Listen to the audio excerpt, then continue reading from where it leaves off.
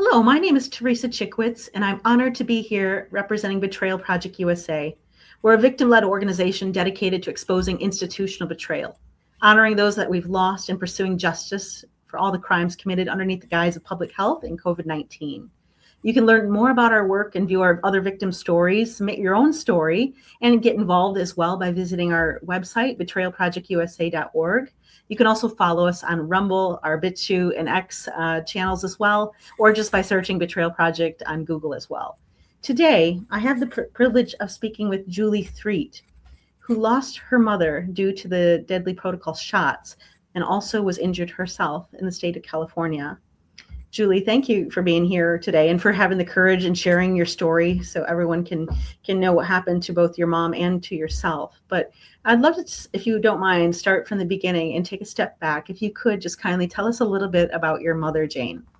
I tell you, you're going to make me cry off the get-go, Teresa. But again, thank you for this opportunity. It's really important we get these stories recorded, right? And hopefully help other people. So my mom, Jane Williamson, Silicon Valley icon, I tell you. She was born in Wyoming, but she went to the University of Wyoming, got her teaching degree, and soon met my dad in college. And he was a software engineer. So they were in Minnesota when they had me. I was the firstborn. So she and my dad in Minneapolis.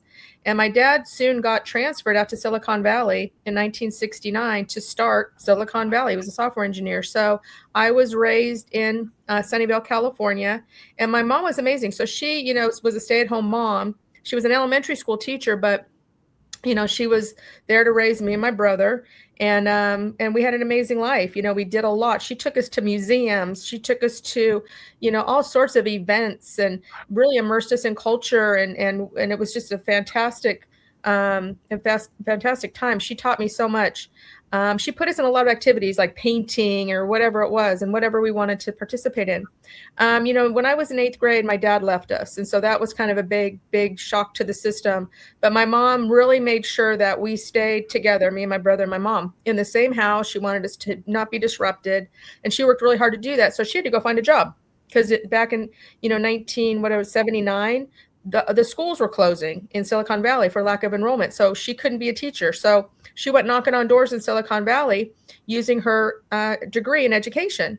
And she got a job at one of these high-tech companies as an administrative assistant.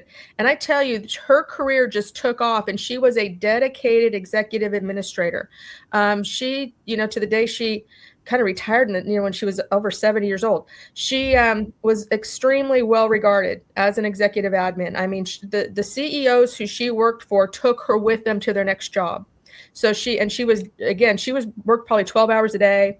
And then she worked on Saturdays at a real estate company up here in Palo Alto.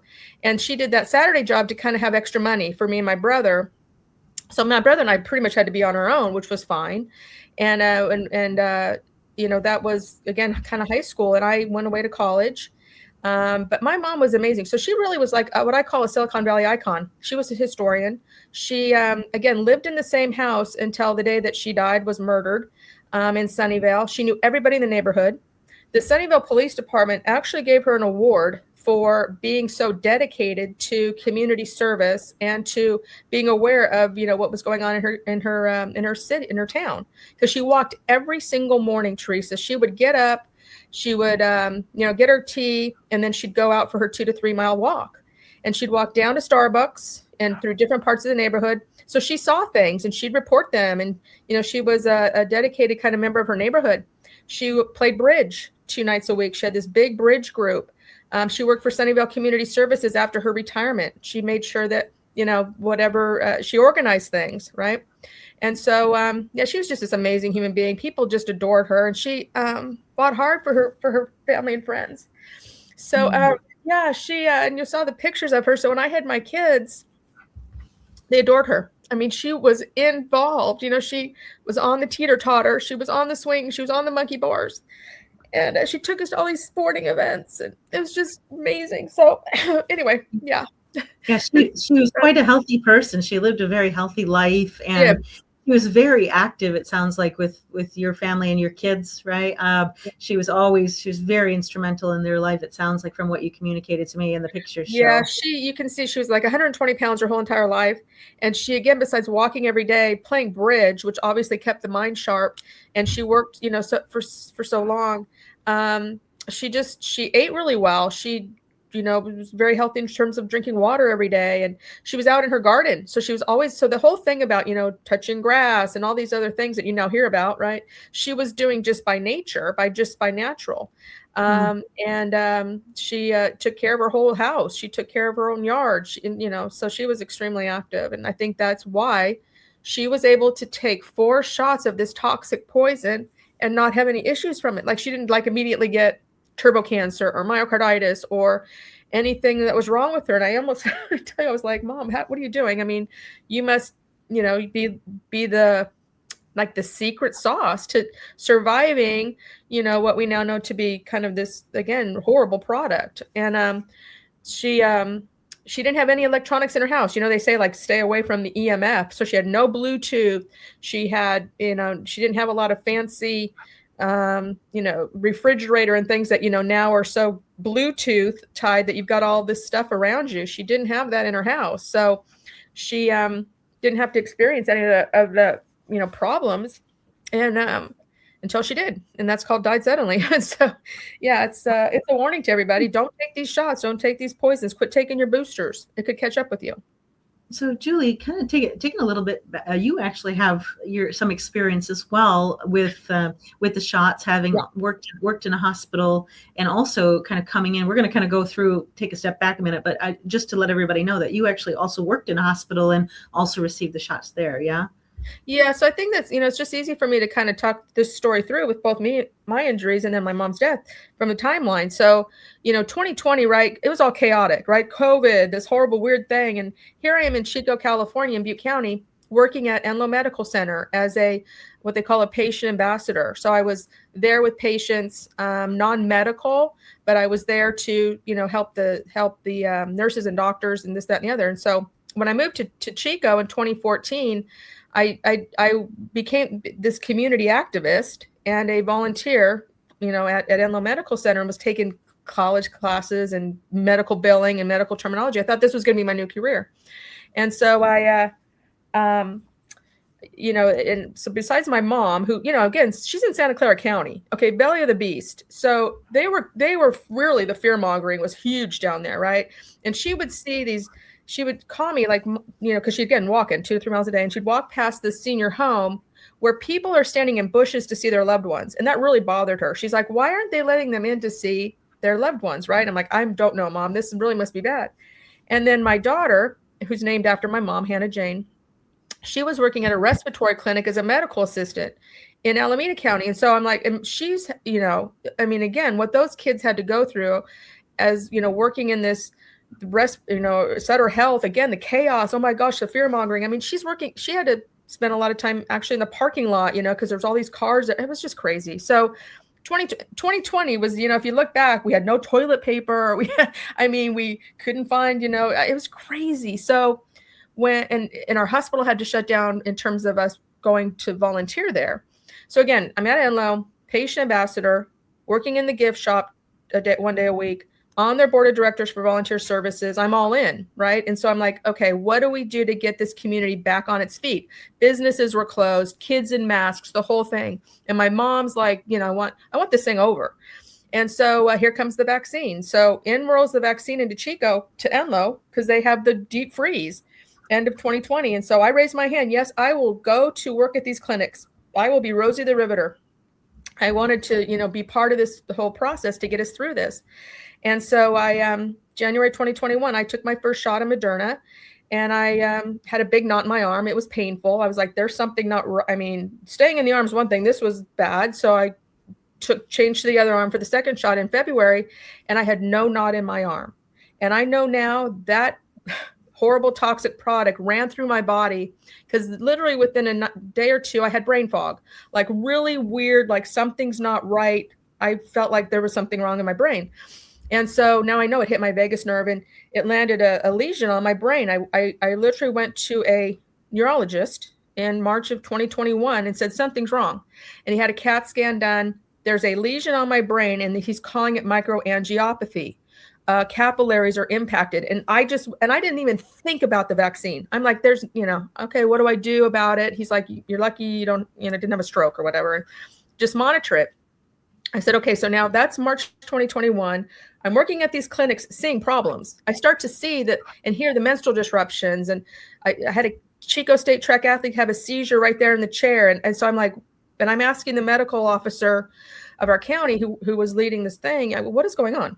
I'm hearing all these menstrual disruptions, and why is there a kid on the floor in front of me with a seizure? Basically, told me to go back to my job. So, so 2021 in the summertime, I start getting tinnitus, like ringing in the ear, and my sister-in-law all of a sudden is hospitalized for kidney failure after her second Pfizer shot. And, there's no way it's the vaccine. I'm like, but why are you in the hospital with the up to dialysis, and here in Chico? And I'm like, that's bizarre. And so I start because I'm a political junkie. Okay. So I love all these geopolitical stuff. In 2021, Joe Biden was yelling at us on the TV, pandemic of the unvaccinated. And I'm like, what is your problem? That's horrible. And we're leaving Afghanistan with people hanging off planes. I'm like, okay, let me turn on alternative media.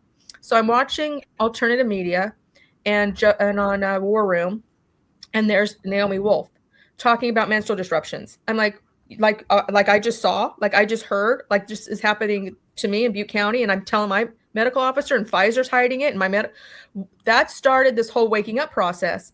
And then I find the Pfizer paper about tinnitus. I'm like, oh, the ringing in my ear. Okay. And so Christmas of 2021 is when I do a ton of research, and I'm like digging into everything.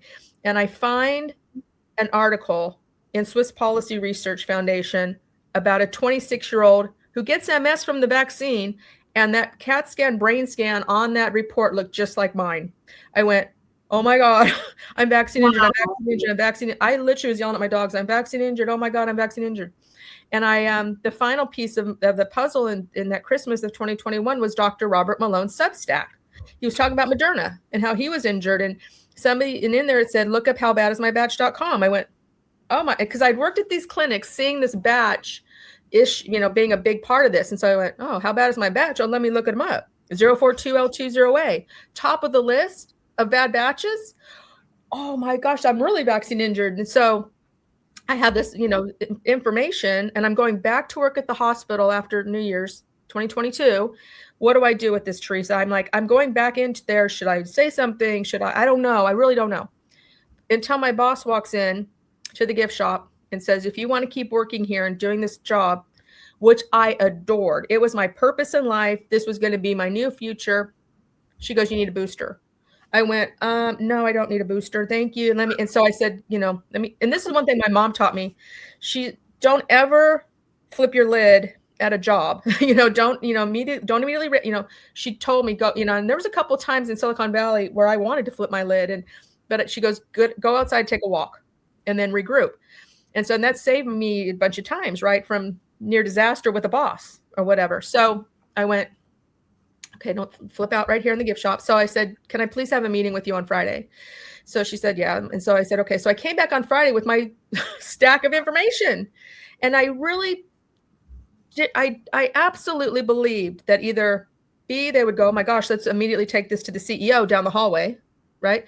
So because I'm like, and I just approached it like, I think I got a bad batch. I think this 042L20A was bad. And maybe we need to alert people. And like, we do anything that is expired or goes bad in the grocery store, you do a recall, something. And, or maybe I can get a medical exemption, right? But they wouldn't allow volunteers to get exemptions. You couldn't even ask for one. I mean, you could try, but they'd say no. So I had to walk away that day. And it was the hardest thing to do because I now had to basically put my mental health. I literally took a big old hit to my mental health because that was my purpose in life. I loved that job. I loved what I gave to my community. I was, again, preparing to do this for the long term. And now it's gone. Overnight, I have nothing to do. I don't know what to do. I have no purpose, no nothing. And all my friends are there. And I'm like, and they were, looking at me sideways like I was crazy. And then I had to tell my mom. So my mom is like, she was, because again, I was a new widow when I moved up here to Chico. And so she was worried that I was just going to kind of fall apart and never get out in the community. And I wasn't going to, I was just going to, be all sad and everything. So she was so happy with me, this new journey I was on. And I would call her every day. Oh my gosh, this is what happened at the hospital, or this is what happened at the clinics. And so I had to call her and try to explain why I had to walk away. And I'm like, Mom, there's something wrong with this vaccine. I'm just telling you, there's something wrong with it. And now I didn't want her to be she was not a political junkie. She didn't, she would watch ESPN. She would maybe watch, 60 Minutes, but she didn't get absorbed in things like that. She was with her friends, with my kids, and I wanted to leave it that way. But I said, Mom, there's something wrong with this. So she kind of understood. But, and so that was January 2022. That next, early February, my retina detaches. My retina. Whoa. I'm literally sitting here in my room, and all of a sudden something is weird. And I'm like, oh God, something's wrong. It's not painful, but so I go to the eye doctor, and they literally put me into a room, like a separate room. And they're like coming in like, we had to tell you this, but your retina's detached. It's so far gone. If you don't go to Sacramento tomorrow, you will go blind. I went, what? So literally that night, it was horrifying. And literally the walls, the curtains that night started to go like this over one of my eyes. And I'm like, oh, luckily, I go down to Sacramento, get the surgery, and I can see. But this surgical procedure, once you get that, you automatically are going to have a cataract. So you just know there's a cataract in this, going to in your future. And you have to wait for healing like 6 months. So here I'm in 2022. My eyes are all screwed up. This one has, been fixed, but I need a cataract. This one is like nearsighted. The whole thing. And so that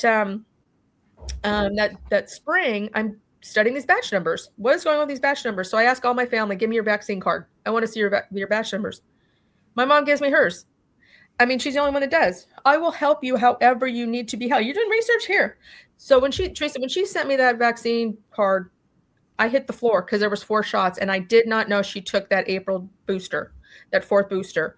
And she took it because, again, her daughter-in-law lost a kidney, and her daughter-in-law then had a kidney replacement in early 2022. So when she was coming up here, she wanted to protect Lisa from any sickness, right? She bought the lies that, you're not going to, you don't spread it to other people. So she took that 4th shot. And I'm like, how is this woman taking 4? Now at this point, I know all of it. And I know it's all horrible.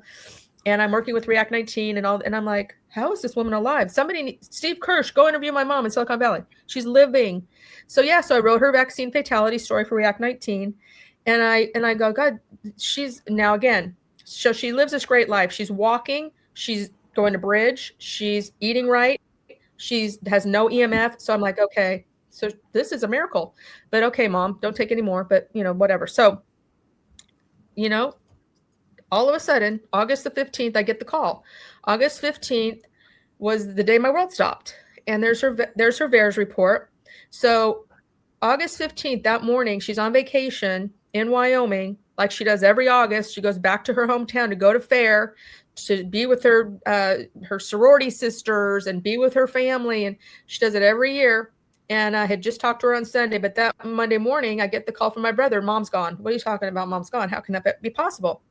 So I immediately know it's the vaccine. There's no other reason. She has no medical problems at all whatsoever. She's not on any pharmaceutical medications. And the sheriff calls me and he's like, well, who's your doctor? She doesn't have one, sir. It's the vaccine. I go, you are there with her suitcase. Go look in her makeup bag. She's like, yeah, we did. I go, yes, she's healthy. Why is she dead? I will tell you, sir, it's her vaccine. So at that point on that Monday, and now all hell breaks loose because I want answers. My aunt and all my family in Wyoming is like, they don't want me talking about this. They just are like, okay, she died. She lived a great life. I'm like, okay, she should. My grandmother, her mom, lived until her late 90s. I'm like, she's got another 10, 15 years. Okay, let's not kill people off early. And so in the meantime, I have to tell my kids that their world is now going to be devastated because she's gone. And I know that's going to be so hard for them. So I call them, and then I'm like, my brother, he's like, I'm flying out there tomorrow. Joe, what's the rush? So I've got all this chaos, and I just want to make sure. She wanted to be cremated. So I knew that she wanted to be cremated. And there she is with my son at the Sharks game. And so I'm like, okay, she wants to be cremated, but we don't have to do it tomorrow. And so I do all this research, and I'm like, how else can I find? Because I know that it's those clots. Those white fibrous clots have clogged something like an artery. So I want to, how can we find those, right? Without, because she's not going to be embalmed. So Mike Adams, the health ranger, said, do an ultrasound. I went, oh, perfect. Let's do an ultrasound, non-invasive. In the meantime, my brother's out there at the funeral home in Buffalo, Wyoming. I'm out here in Chico doing all this mad research. And I'm like, please do an ultrasound. And I'm not signing the form to send her body for cremation. I'm withholding it. Like, I'm going to, not sign this. And apparently in Wyoming, you only need one son, one kid, one child to sign off on getting the cremation done.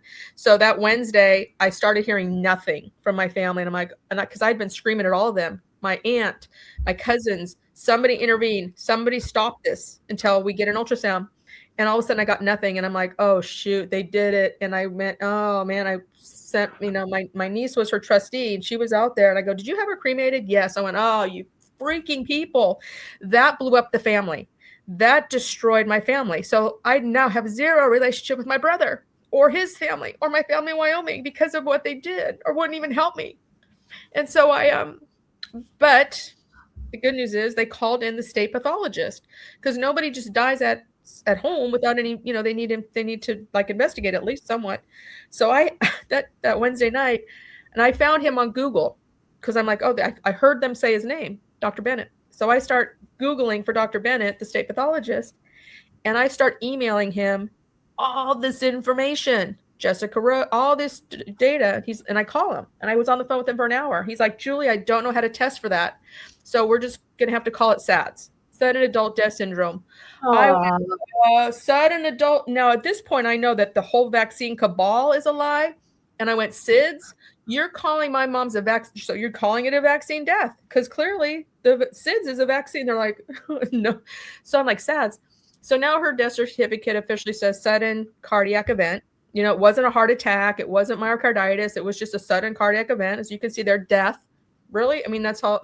So I wrote, and you can see in my, and I actually did a video recording how to fill out a VAERS report. So anybody out there can, maybe I'll give you the link, but we did a video of live of me inputting her VAERS report and getting all the information. Because I know, to me, this VAERS report is a criminal complaint. This is what I expect somebody to be investigating as a crime. Okay, maybe if they want to, I was being all, look when I submitted it, like 3 weeks after her death. And I'm like, maybe they'll see 4 shots is too much and they'll put a warning. No, if you're 120 pounds, don't take 4. Okay, obviously I was kidding myself.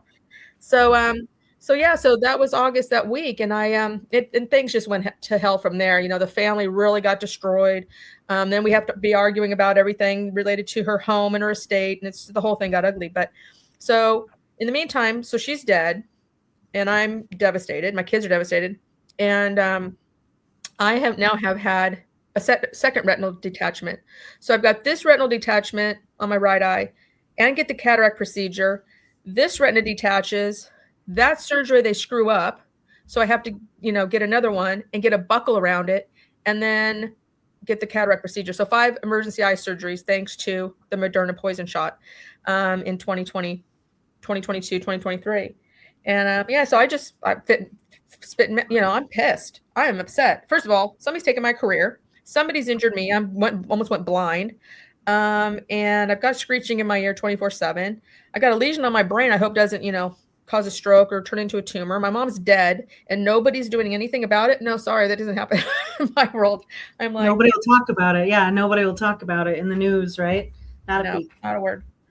So it's just crazy. And so I'm very, very active again in my community. I've been at the Butte County Board of Supervisors. I started beating on them in, again, early 2022 when I was poisoned, going, you people need to do something about this. And I know they own public health. I worked for them. And then I start going to Santa Clara Board of Supervisors. This was just January 27th. I've been there 3 times.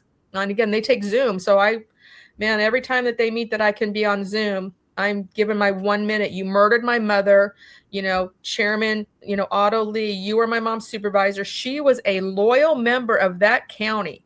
She knew people. She, was, again, helped, so many in her community, Silicon Valley icon, and you can't ignore her death, sir. And I say that on record. And so, all of my, and now I'm traveling around the state with another whistleblower, because now I'm a whistleblower because I've got all the goods on my county and everything they did wrong. I've got all the batch numbers. I've got all of this internal communication. I've got the fraud, willful misconduct, whatever you want to call it. I'm waiting for a lawyer. So I meet up with another whistleblower and we're traveling to every county. I've been to 33 in the state, and I've given 105 public comments on record between the city council, the school boards, and all these counties, and the California State Board of Pharmacy, to wake people up, to get it on record, to influence change. I've met with 3 sheriffs. I'm like, I don't care who. You got a badge, go lock people up. This is a crime against humanity. And my mother's a victim, and she should be honored now as a hero in this fight, in this war. And we're daughters of the American Revolution. Like I told you, Teresa, it's like, it's in my DNA. My mom's dad, that lineage is where she got us into and certified as a daughter of the American Revolution, that service organization where you have to show birth, death, birth, death, birth, death to a patriot. And so my mom did that. And so then I could just obviously submit my information. So I'm a 10th generation, daughter of the American Revolution. It's in my blood. I bleed red, white, and blue. There's nothing that, I want more than this country to remain free. That's even a thing. And then on my dad's side of the family, my grandmother on my dad's side of the family was from Scotland, Barrow Island. Like I'm a William Wallace. I'm a warrior. I'm like, people don't mess with your family and just like get away with it. We turn tail and say, well, so bad. I tell you, my brother's like, mom wouldn't want to make a fuss. I go, did you even know her? Okay. Come on. Yeah. Let's go back to Sunnyvale Police Department, giving her a letter to acknowledge that she does make a fuss. Okay. When there's something wrong, she makes a fuss. Okay. Now she does it very respectfully and quietly, unlike me, who's now loud and, screaming and yelling. But, you try the nice, you try writing letters, you try getting a nice meeting with your supervisor or your state assemblyman or your senator or your congressman. And when that don't work, you get loud. And so that's where we are. So, yeah. Good. So so that's a lot. What a story! And first of all, I'm terribly sorry to hear it, because we know that there was over 1.6 million hospital deaths due to the experience of what happened in the hospitals, but that's not including all the shot victims as well. So we're trying to collect. It's really a testimony to you guys at Betrayal Project to include all victims of this, this nightmare. I mean, seriously, we had a little girl in Chico hang herself in 2020 because of the Zoom protocol and the devastation, the schools, the carnage goes everywhere. But yeah, once I started whistleblowing and really coming out, I had 2 people call me whose loved ones were murdered at Enloe using remdesivir in the hospital protocol. And I know that it was, I helped put in their Epic system, that electronic record system right before COVID. I'm like, oh man, this stuff came from on high, because now, this consistent, no food, no water, remdesivir, ICU, isolation for money. And I'm like, yeah, that happened at my hospital too. So it happened everywhere. It's just, and that almost devastated me more. I mean, these vaccine products are, big religion and all this, but to know you've worked at they received awards for patient-centered care. They brag about their awards. And I'm like, but you murdered people and you shot me with poison and you knew it.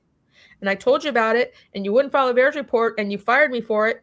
So no, I'm not hip to you, but you know what? They're the largest private employer in this county. So you don't go up against Enloe Medical Center without, so nobody touches this story with the 10-foot pole. Wow. And I'm not letting it go. Can you tell me, kind of taking a step back in time, about what your mother thought about what she was seeing on the TV in 2020?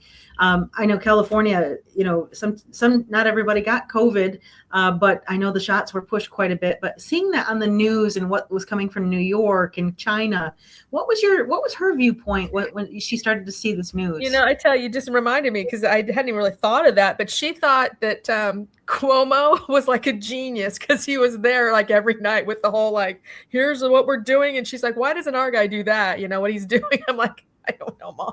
So, that was kind of her own real perspective. She, again, I think was like me. We lead with our heart. Okay. So our heart first says, and she definitely never would in a billion years to this day, I mean, she might now in heaven, think that her government would lie to her. I grew up again where, Ronald Reagan and, I first learned to become really active and support our democratic process from my mother. She drugged me around Sunnyvale when I was, 8 or whatever, because she wanted a new mayor. So she, we're knocking on doors, putting signs, we need Larry Stone to be mayor, right? And she got him elected. And when they tried to close my high school, because again, the declining enrollment, oh, my mom not having that. So she found a way, because my high school was the building was historic monument because it was so old. So that took my high school off the list. And that was because of my mom's digging into this. No, we don't, I moved here for that high school. So she was very active, but she believed in the system.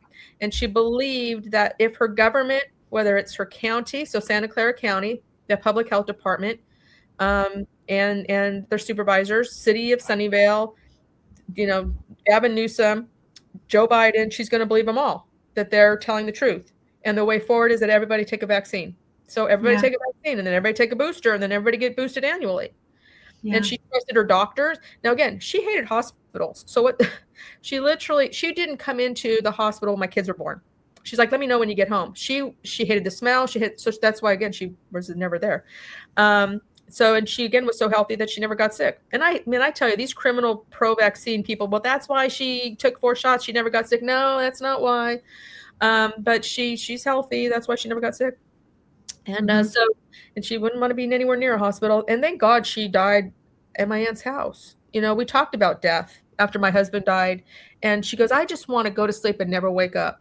I'm like, man, she got her way. Because she, again, such an amazing human being. Never a cross word about anybody. Never an ugly word about anybody. And she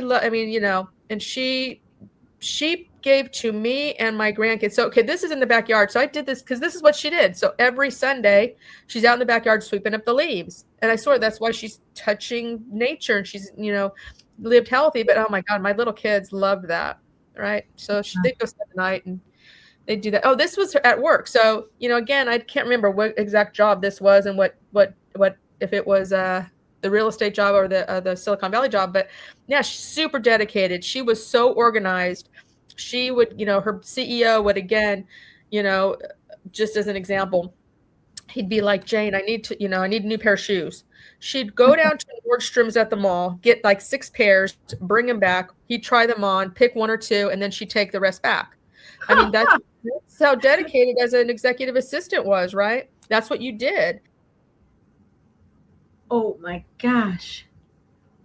Oh no. Okay. I think we just lost Julie 3. I don't know how that happened, but she'll be back here momentarily. In the moment, great apologies for that, but she'll be back here momentarily. As we look through some of these photos, there we are. Julie, I was just saying, I was just going through the rest of this photo here for everybody and saying I had lost you there, but I'm so glad that you came back very quickly. So let me turn this one off over there. Okay, there we go. Yeah, so there we go. Apologies for that. I think we're back in, so that's fine. We were just talking about her going to get the shoes, right?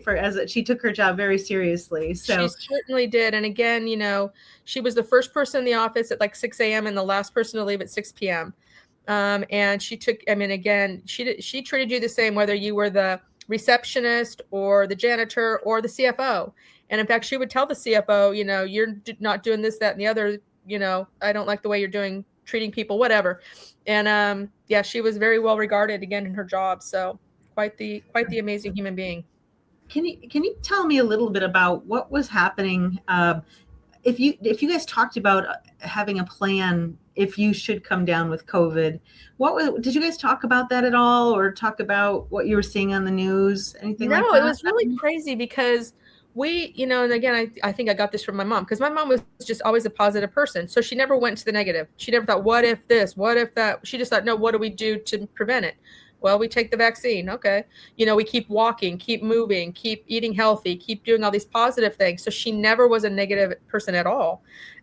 She probably worried silently about my daughter because my daughter was working in these vaccination clinics.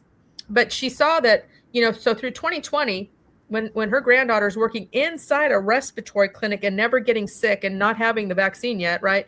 So she's like, okay, we'll get through it. If I get sick, again, it was, again, she really got sick. So I don't think she even crossed her mind. I think she worried more about, my son and, are you taking care of yourself kind of thing? And again, Hannah, working in those clinics. And then when they would go see her, they had to go drive to her house and then like bring her Starbucks because she loved her Starbucks. So they'd always stop at Starbucks. And then she would stay at the top of the garage and they were down there at the car, right? And they talk, right? But the stupid 6 feet or 8 feet of social, I mean, it's so absurd. And, luckily they still had that conversation with her live and in person, but they robbed my mom of a lot of time with her grandkids because of this 6 feet of social distancing and can't stay overnight and whatever, and closing down their museums. And she, again, you saw the pictures, 49ers, San Francisco Giants, San Jose Sharks, were her teams, and Golden State Warriors. There she is she took my kids to, we went to, literally World Series and all this. So at the San Jose Sharks, the NFL, the NHL, the NBA, they all have a lot to atone for because they took money from the CDC, FDA, HHS, whoever, to push the vaccines on their players and on their visitors.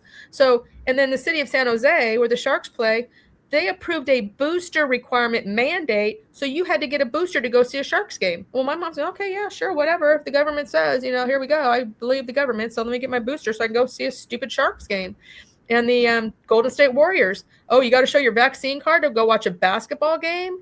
And then again, she really believes in those coaches and general managers. So Steve Kerr, the GM for the Warriors, is like, oh, all my players are going to be vaccinated. And he's wearing his mask. And I'm like, so that's who she's listening to. She didn't listen to the news, but she listened to people like Steve Kerr of the Golden State Warriors, Sir, blood on your hands, and Zuckerberg.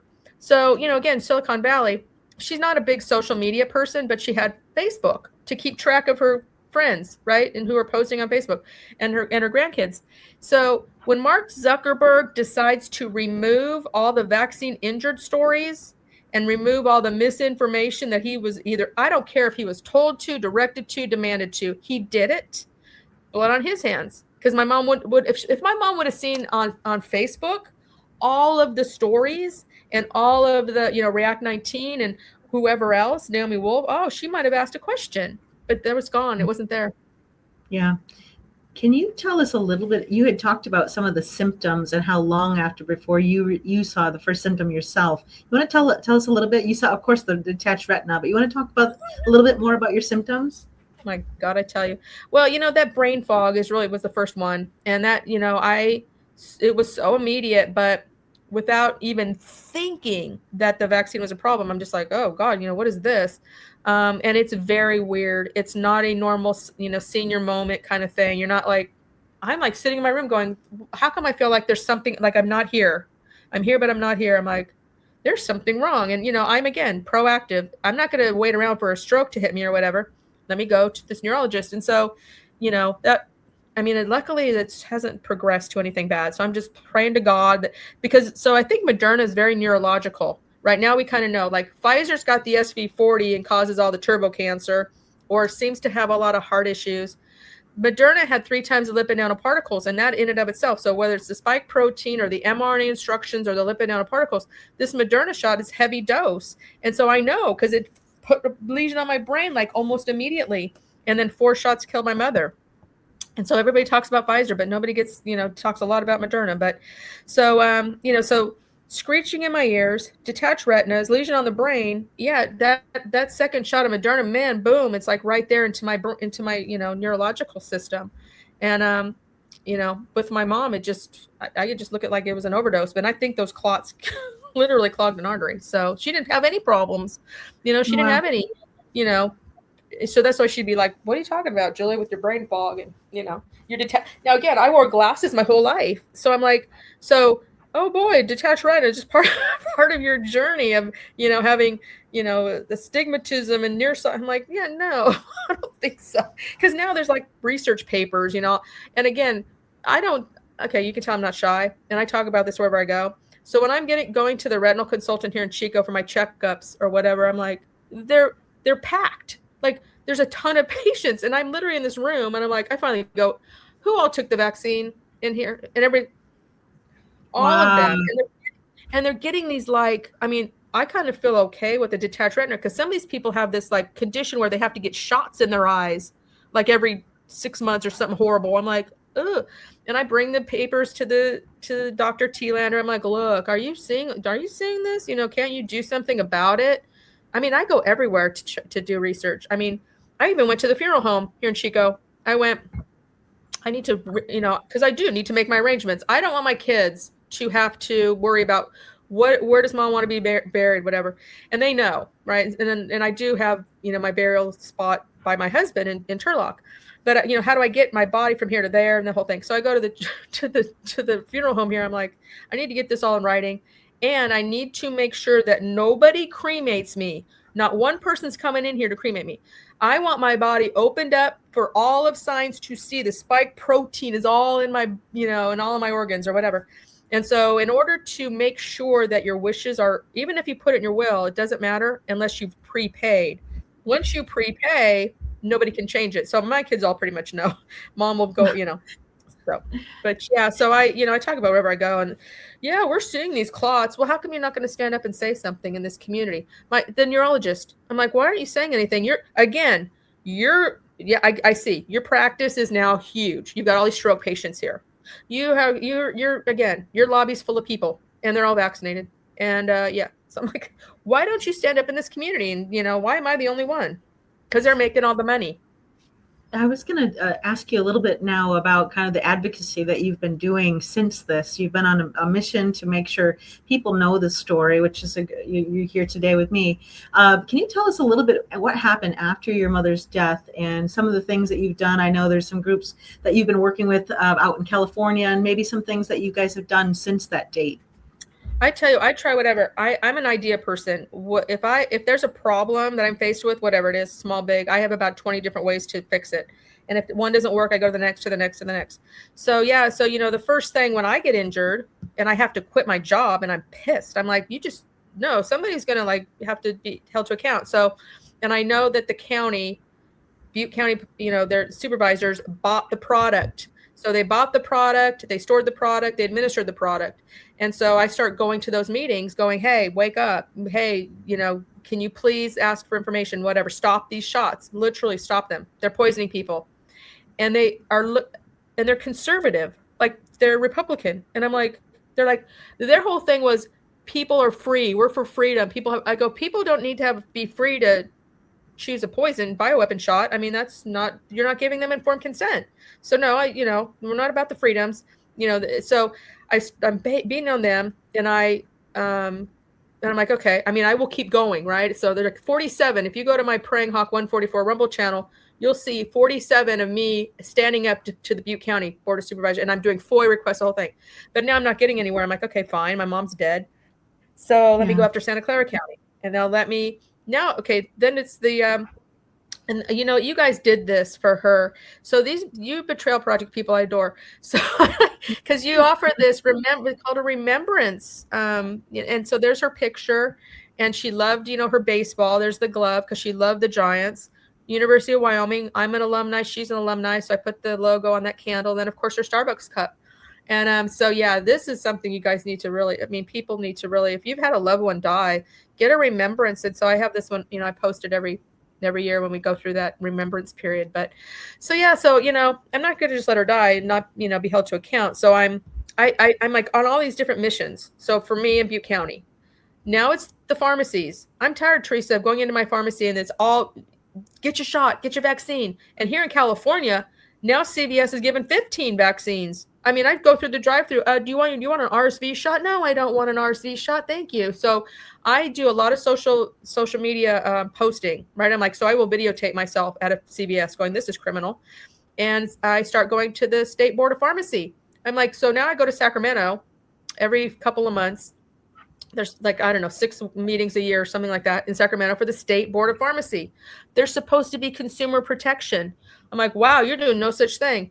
And now I know how to run. I've become a certified expert with the National Vaccine Information Center. It's called MedAlerts. It's a search engine.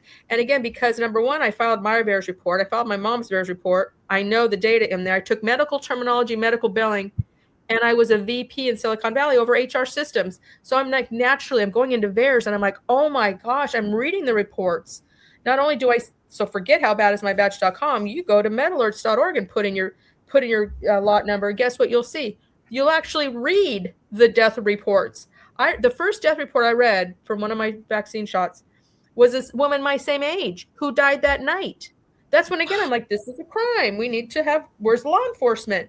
You know, I'm talking to the sheriff. I have a criminal complaint filed in my county for being poisoned by my public health department. And I have all the, I'm like, why aren't you investigating this like it's a crime? I've been shot, with a bullet. So I guess to ask you the question, I'd be interested to hear your answer, even though I believe I know the answer already that you're going to say.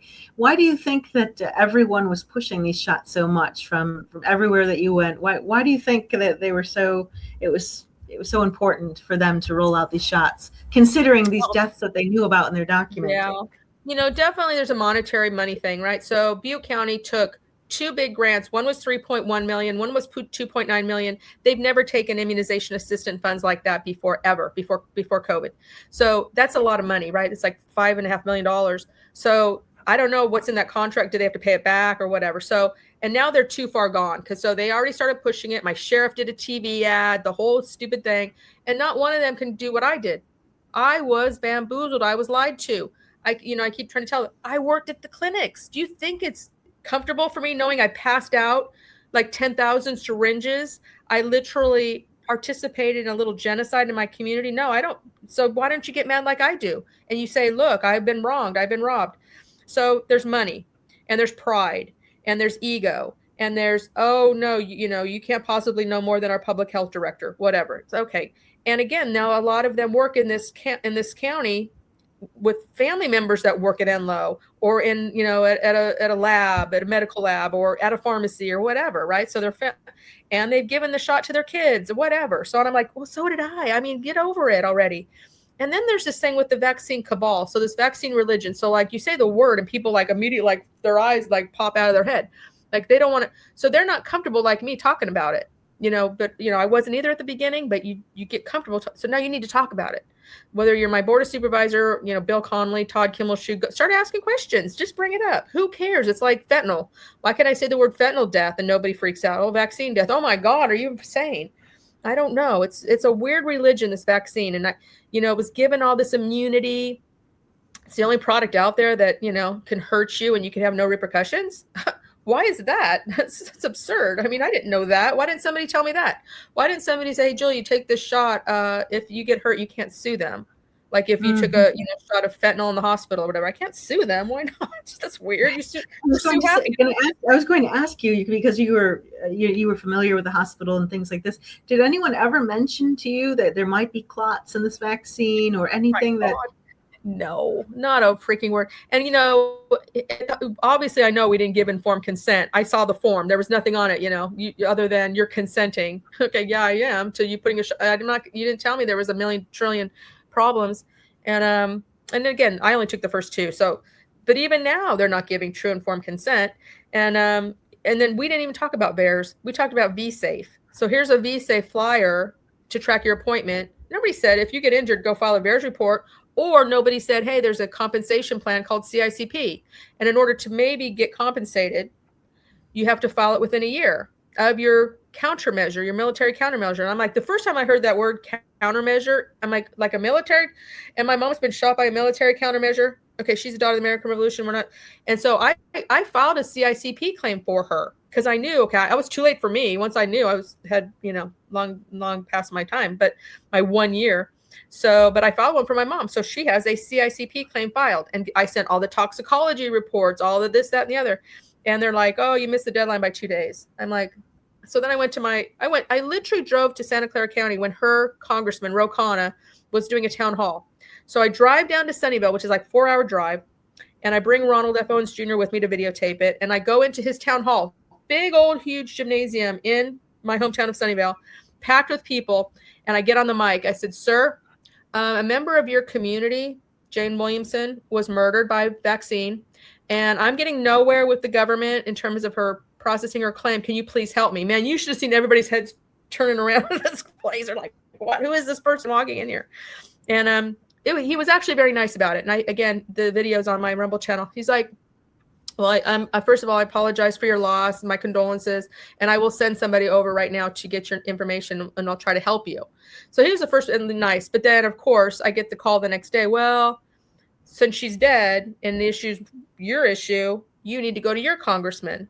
I'm like, well, I will, sir, thank you. But guess what? My congressman's been ignoring me just like everybody else. So, okay, thank you, but no thank you. So, I try everything. I mean, there's just no stone unturned, right? And so here we are, and it's like, still taking the boosters. Whatever. Yeah. What would you just kind of in conclusion here, just kind of wrapping this up here, to ask you, if you were to kind of let everybody know, just in summary about your story, everything that happened to you, what would you want the whole nation to know?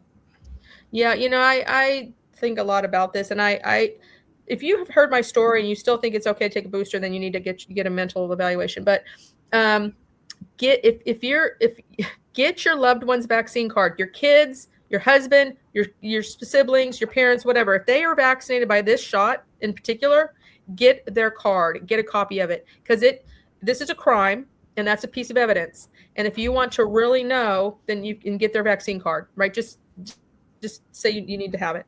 And because then if something's going to happen, and or file a VAERS report if you have had weird, any health problems, even if you don't know 100% sure. I'm telling you right now, there's no way I'd have a lesion on the brain, tinnitus, and all these detached retinas, and severe anemia, and been hospitalized if I didn't take 2 shots. I guarantee you, in a year.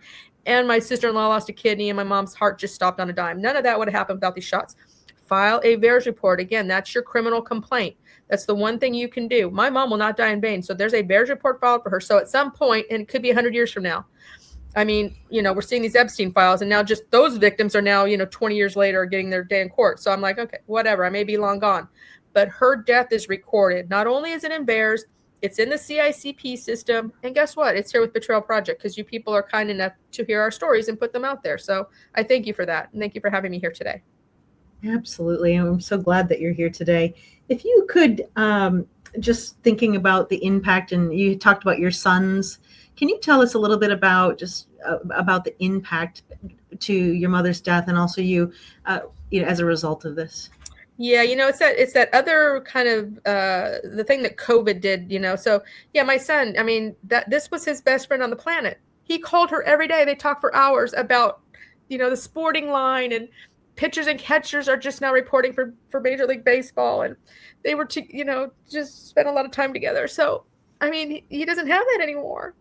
And to have somebody die in such a weird way, so we can't talk about it either, because he's like, I don't want to talk about this, Mom. I'm like, okay, I won't talk about it. It's like, it's hard. And then, like I said, my brother, man, ordering her cremated without my consent, that was a bridge too far. So I will never talk to that man again. So that's destroyed. There's my 2 little kids at my mom's house. That was her house in Sunnyvale. Huge. I mean, loyal University of Wyoming. She alumni member, paid member, still with her sorority sisters at the Tridelt house. And so we were just all in with the University of Wyoming. And I went to school there myself. So yeah, that was a big part of our life was out there. And again, so now I can't ever go back to her hometown, because I'm so upset at the lack of, they're wanting to fight for, justice. Because again, they're like, oh, well, she's gone and she lived a great life and she wouldn't want to make a fuss. I'm like, okay, whatever. It's not your, mom. I don't know why. It's your sister. She again helped so my aunt has kids, and my mom's brother had kids, and my mom supported all the kids, sending them, money for Christmas or money for their campaigns. But I'm like, why can't you help me defend her? Oh my gosh. The whole thing of getting involved in people's personal, we can't get involved, whatever. Why not? Seriously, she was murdered. Anyway, yeah. But yeah, it's, destroying families. So yeah. Thank you for that, and thank you for sharing this. Can you tell us in the final thing here? Tell us your favorite memory of your mom, if you can think of I one. tell you, there's so many. I think probably my favorite memory for sure. Same memory besides the taking her to a World Series game when the Giants were in the World Series. So we went to Sturgis in South Dakota. I want to say 2007. And again, me and my mom were big on doing road trips and doing all these fun adventures. So when we were in Buffalo, Wyoming that summer, again, we'd go there every August for fair. We decided to extend it, and we drove from Buffalo, Wyoming, in the northeast corner into Sturgis or South Dakota, where they had this big, huge motorcycle rally. It's this big world-renowned. So here's me and my mom. Now my mom looks, again, you saw her. She looks like a school mom, right? Like a school teacher.